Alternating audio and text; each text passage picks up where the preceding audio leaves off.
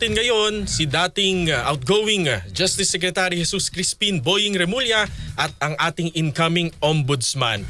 Good morning po and congratulations po. Si Xander po ito at si Angel. Good morning, Sander, and good morning, Angel. Opo. Ombudsman Remulla, una ho sa lahat, congratulations. And ano ho ang inyong mga unang gagawin pag upo po ninyo sa inyong bagong tungkulin?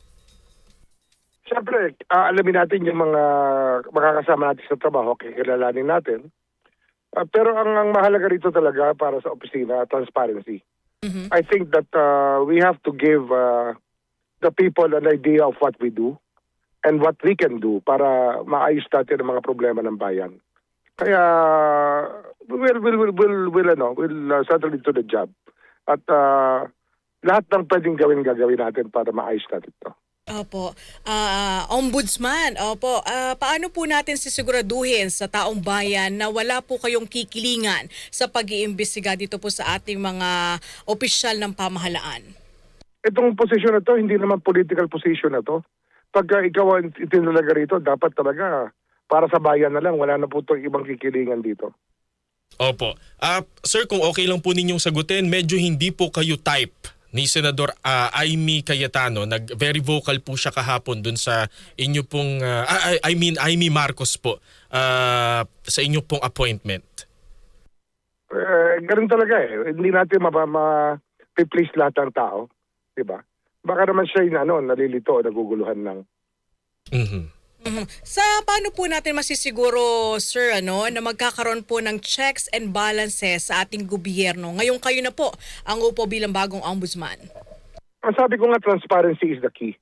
Yan ang ipatutupad natin at natin, i-maintain natin even sa other departments of government. We will remind them of their duty to be transparent in all their dealings. Opo, may banat din po ang mga Duterte na kayo raw po ay mukhang tatargeting nyo raw po sila. Kaya raw kayo ang iniupo sa ombudsman. Your comment, sir? Masyado naman sila nagpapa-importante. Basta lahat ng kailangan gagawin natin dito sa trabahong ito. Hindi lang sila ang may problema sa Pilipinas. Marami pang may problema ng mga opisyal na nag-aabuso sa poder. Kaya ano lang yan. Isa lang sila sa yung mga tiwali sa kanila, mag-iingat. At yung mga matino naman, okay lang. Walang problema. Secretary, meron po bang conflict of interest sa kasakali na galing po kayo sa executive branch bilang Justice Secretary bago po maging ombudsman? Wala naman. Walang conflict of interest to. Mabuti nga na kasi ang Justice Department, katrabaho ng ombudsman dyan sa pag-uusig at pag-prosecute ng mga tao ng mga opisyal na salary grade ay below 27. Kaya may memorandum of agreement ang Ombudsman's Office at ang Department of Justice. Itutuloy lang natin yan at palalawigin pa ang relasyon natin with the DOJ and the Ombudsman. Sige, partner. Speaking of DOJ, meron na hubang papalit sa inyo pong iniwang posisyon? May niname na si Presidente na officer in charge o acting secretary. At madali naman yan. Ito naman ay, siyempre may search pa rin na kinokondak ang Presidente tungkol dito sa bagay na ito. Pero kayo po, meron po ba kayong inirekomenda sa ating Pangulo bilang kapalit po ninyo as a Justice Secretary? Meron naman kami pinag-uusapan pa. And hindi pa naman tapos yan.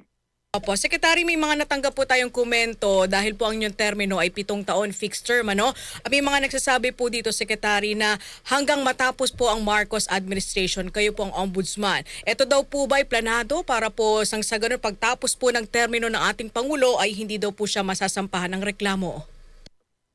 Hindi ko, alam mo, basta may reklamo talaga yan, wala tayong magagawa. Yan ay kasama sa trabaho ng ombudsman. Kaya, magpasensyahan na lang kung ano mangyayari. Opo. Basta tayo, wala tayong kikilingan, wala tayong sisinuhin. Opo. Kahit po kaalyado, kamag-anak. Lahat yan, kasama yan. Opo. Siguro po panghuli na lamang po. Last question. Opo, Sige, opo. Nabanggit na niyo po yung transparency. Ano po ang magiging shift sa paglalabas po ng SALN, yung accessibility po nito sa publiko? Basta wala tayong binaviolate na data privacy rights, I think we will be open about it. Mas magiging madali po ba yung Saka siyempre, kung hindi lang nakaka-endanger ng buhay ng tao, i-redact lang natin yung mga hindi pwedeng ilabas. At siyempre, meron tayong agreement sa mga hihingi na meron sila dapat na ibabalik the information sa ombudsman pag hihingi nila ang salin ng kahit sinong tao. Opo. And with that, maraming Salamat po and Salamat congratulations po po. muli. Thank you. Si outgoing Justice Secretary Jesus Crispin Boying Remulla, ang ating naman pong incoming ombudsman. Walang